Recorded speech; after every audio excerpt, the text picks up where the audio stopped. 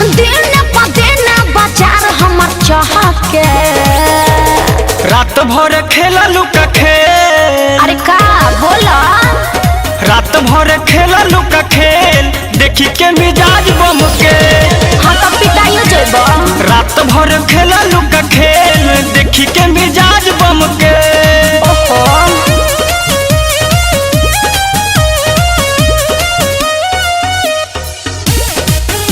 Produced by Gold Studio।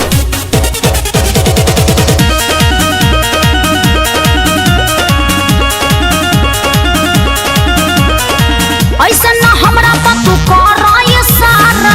बाज के जैबू न जब मिलबू दोबारा।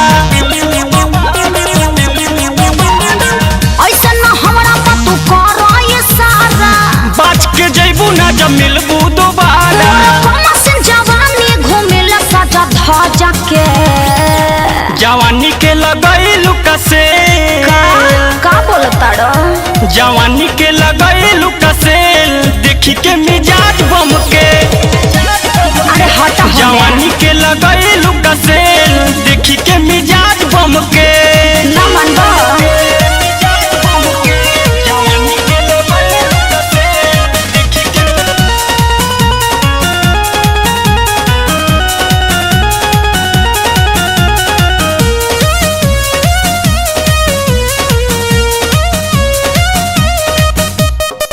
अपना क्या बुझा जानी ढेर रंगदार। छुए दगलिया उठे रसदार। देखो बाबू ज्यादा ही बोल रहे हो समझा। चुप।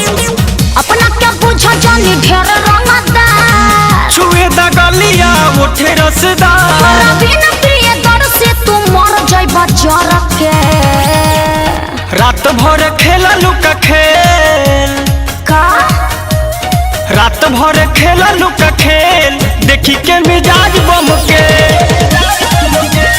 रात भर खेला लुका खेल देखी के मिजाज बम के। मेकअप में रहिले हम 24 आवर। हमरा ब्यूटी पक्के हुते खइलस न पावा। बुझला? मेकअप में रहिले हम 24 आवर। हमरा ब्यूटी पक्के हुते खइलस न पावा। दिन प दिन बाजार हमर चहके। रात भर खेला लुका खेल। अरे का बोला? रात भर खेला लुका खेल देखी के मिजाज बम के।